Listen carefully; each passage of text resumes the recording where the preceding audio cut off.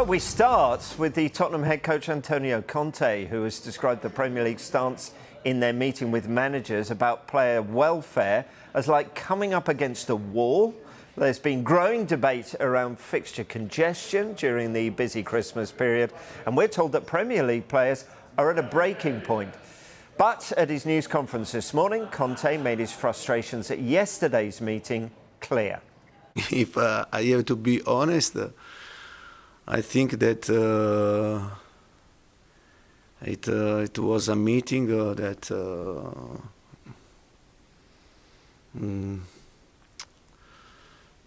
yeah, I mean, we tried to speak, and some coaches try to speak and to ask about solution, but I think that everything was decided, and I think yesterday, and it was a wall, and for this reason also I prefer to don't go into the discussion, the conversation. It's a waste of time. I think so. Why? Why? But as I said to you before, because when you have a wall in front of you and you can speak, you can ask what you want, but everything was, every decision was taken. There we go, Antonio Conte speaking there. Now, Norwich's game is also going ahead as it stands. So how's this squad ahead of that game? We've had some fresh cases, but we've got others coming back from previous cases as well. So I think pretty similar to a lot of other clubs at the moment. So how many would you think would miss Boxing Day with isolation and COVID? Well, I'm not sure yet, because we have to have a PCR within 48 hours of the game, and that's our last pointer really to find out who's going to be missing and who's going to be available. So we'll train today and train tomorrow morning and see what numbers we've got. I know that coaches and managers as well had conversations with the Premier League yesterday. What were the main points that came from those conversations? I think nobody left really satisfied or happy. Certainly with the festive schedule that's coming on. There's 2 games that's already been lost due to the current situation. We all know that there's a tradition with the festive scheduling. It's difficult normally, but it's not impossible at the moment to ask players to play twice in 48 hours. And I, at the moment, don't know how we're going to do it. We've got a lot of players who are coming back, some from COVID cases, some from injuries. We're having to push rehab forward, and people are breaking down in rehab because of that. And it's asking massive questions of everybody's squads at the moment. And it's lunacy that we're having to play 2 games in 48 hours. And there's got to be a question about the integrity of the competition when teams are playing weakened teams against other teams, and it's affecting league positions. There we go.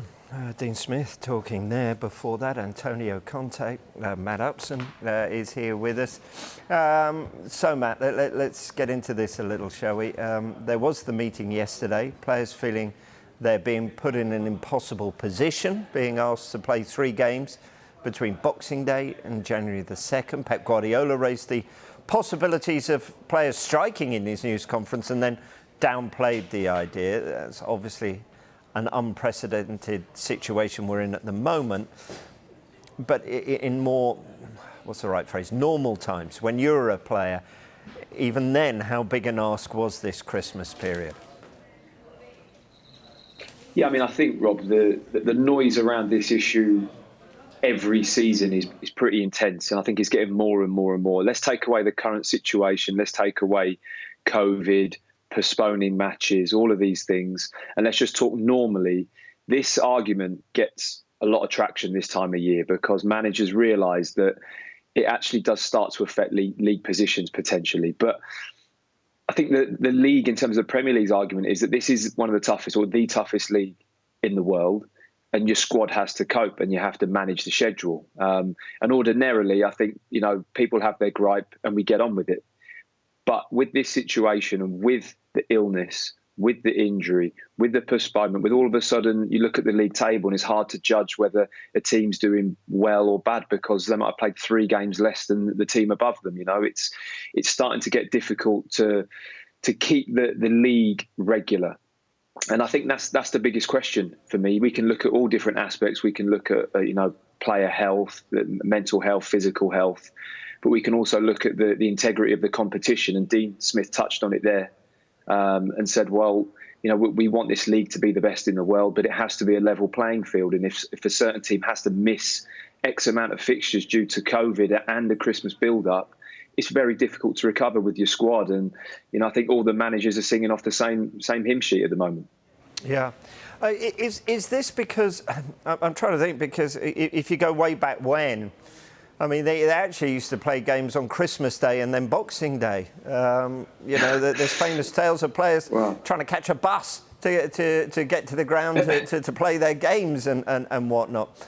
Is this because football's more intense now, that the speed and the athleticism, is that more refined? I mean, you could argue in those days, worse pitches, heavier balls, and it was more physical. Or is this because players are mentally tired? What is it? Why is this argument growing momentum? I think it's a mixture of reasons. One of them, as you mentioned, the number of competitions as a player that you can be involved in one season at the moment is just crazy. If you take international football and you look at the tournaments that are running through the year, in the summer, during the closed season, other fixtures during the league season, and then you look at domestically, if you're at a top club, you can be, if you're playing for Chelsea this year, you can be involved in 5 different cup competitions. It's so many matches across a really tight schedule, and the game is getting quicker by the season in terms of development of technology, development of training methods. I think the mobility and movement, the game's become a lot more about that than it has maybe the physicality of the contact of what it was way back then, or even 20, 25 years ago. So it's a different requirement of the body. Players are more tuned. I think they're sharper and quicker in their movements, possibly. So it is different, and it is a different requirement. And with that all in the mix, I think that's what the problem is. I mean, I used to play those schedules on Boxing Day, the 28th, and sometimes, especially by New Year's Day, and if it was an earlier kickoff and it had been New Year's Eve, you'd sense that in the ground or during the game, that the game was actually quite flat. It wasn't a particularly entertaining game because a lot of the players are tired, and sometimes the levels of the football can drop a little bit. You see that over the Christmas period. It's hard to maintain the usual Premier League standard of energy and intensity in a game when you've played 3 games in 6 days. It's really tough. So that's part of the schedule. It's always been something that we've had to cope with. But this current situation, like I said, with everything mixed in, it's just proving a bridge too far for a lot of the teams. Yeah, I'm glad you said that about New Year's Day. Feeling ill, because I always thought that was just me after New Year's Eve. I'm glad you sportsmen were feeling it as well. Now we got to balance this up. We're told the Premier League are listening to players and managers. They say they accept their concerns and will keep channels of communication open. So that's what they're saying. But we've already lost Liverpool, Leeds, Wolves, Watford on Boxing Day. But we're also hearing Rafa Benitez saying he can't understand why Everton's game is going ahead. He says he's got 9 outfield players and 3 goalkeepers as it stands at the moment. Clubs want clarification. They want transparency about protocol for postponements. Managers want replays, 2-legged cup matches scrapped. But how do we see ourselves through then? And if we call the whole off, aren't we just creating the same problem just a little bit further down the line? Well, I think, the way I see it is there's 2 schools of thought in that just plough on through and just get these fixtures done, and we'll deal with the irregularity of missing games, having to squeeze in extra games later in the season or what have you. Or I think what the suggestion was looking at was that just a clean circuit breaker where teams can maybe get their players fit or free of isolation or free of COVID, or shall I say more free of COVID than what they are at the moment.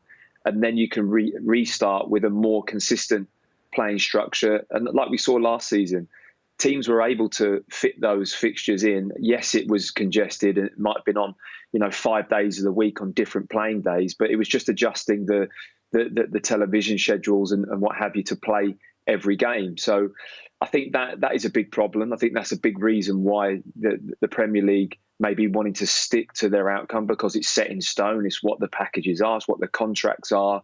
It's big business. It's a huge responsibility for them to have to, provide that to the companies and networks that endorse and air the Premier League. So I can see where obviously the Premier League are getting pulled from both sides. They've got the players and managers on one hand that feel they need the break, and on the other hand, the schedule has to keep going. So we're stuck in this point at the moment, which Antonio Conte really did allude to. He said, we've got this argument, we feel it's a valid one, but it's like a wall, because there's other commitments they have to adhere to. So it's a difficult situation. There's no doubt about it.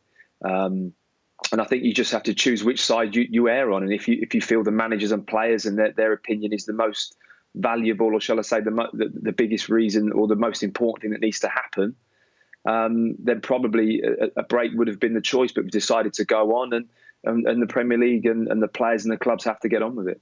Yeah, I mean, it doesn't help Rafa Benitez if that's Everton's situation at the moment, but many managers want to be able to use 5 substitutes again. The idea that you can sort of change half of the team out there, outfield players, how much would that be a sensible decision? Well, I don't think there's ever been a bigger time where that's been needed, if I'm honest. Even through the restart of football, that there weren't this amount of cases in the playing staff as what we're seeing now. So the ability for managers to make those extra substitutions during the games probably is a really valuable one. I understand Rafa Benitez's point, and this is where it gets really murky, in that the criteria of calling a game off can become a bit grey, and it can be about justifying, well, how many cases have you got against how many cases they've got, and then you're looking at other teams and other matches that were called off, and it starts to become a little bit messy. And I think that's the biggest thing that the Premier League needs to kind of move away from. It has to be a fair, even playing field for every team. And getting that right with cases and calling matches off is always going to spark debate. Yeah, and we've got another thing perhaps looming as well, because we've seen capacity restrictions in Wales and Scotland. That will mean Cardiff, Swansea and Newport County in the Football League, when they get a game on, will not have fans while rivals do. So how hard is it going to be for players playing behind closed doors again? It's a big disadvantage, certainly for clubs that are in Wales. They're going to have to compete with teams in England, and it's a different playing field. But again, that's the regulation for their country. The restrictions have come in, and other than don't play the matches, I don't think they really have a choice. So it's certainly going to impact their home performances, you would say, because the crowd play a huge part. There's no doubt about it. The ferocity of some stadiums and the support when they get behind the team, just get that extra little bit out of the team, in the latter stages of a game or at any point in a game. So, I mean, that's a slightly different one, in that's a government restriction, and it's nothing that the league or the club can do anything about.